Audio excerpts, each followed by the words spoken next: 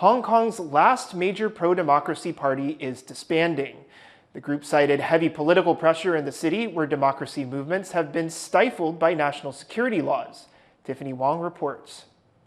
零化非灰，零化非灰，不作浮塵，不作浮塵，沒有抗爭，沒有抗爭，哪有改變？哪有改變？ A farewell for Hong Kong's last active major pro-democracy party. The chair of the League of Social Democrats announces the end of a key symbol of Hong Kong's democracy movement, the latest to be shuttered due to China's increasing control of the city. Struggling forward through hardships for the last few years, we have now reached the end of the road.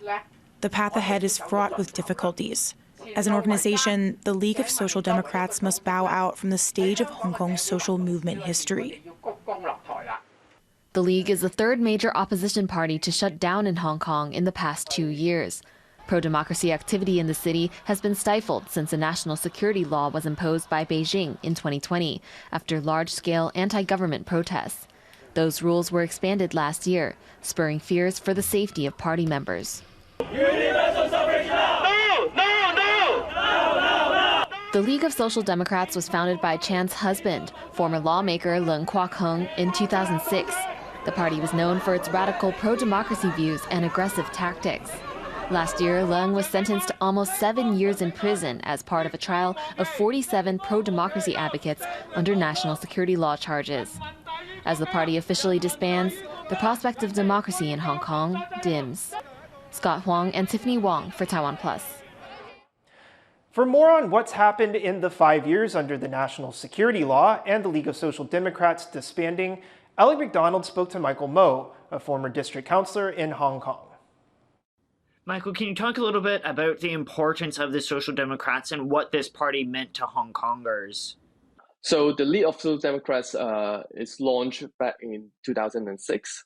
It was the time which the Hong Kong democracy movement, shortly after they launched a 500,000 turnout of a large-scale protest against the Article 23, the very first national security law legislation.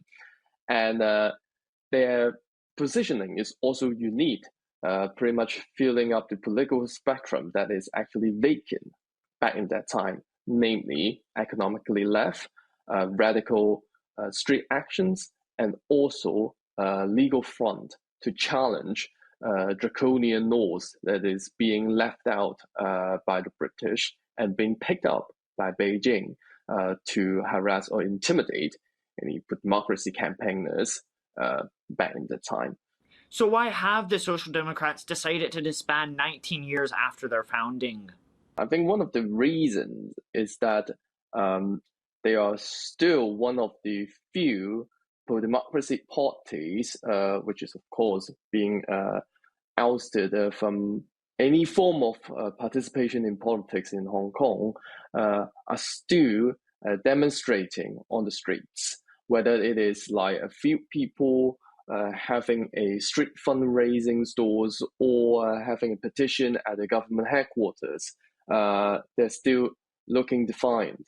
Having said that, it also caught the attention of the Hong Kong authorities and pro-Beijing pretty much informers' eyes and informed them. And I think this is one of the reasons they have been notified that some of the speech in the recent years in those like street canvassing or outside of the government headquarters were actually touch or cross the so-called red line, and then facing these immense pressure from the Hong Kong authorities, I think this is why they pretty much disband at this point of time.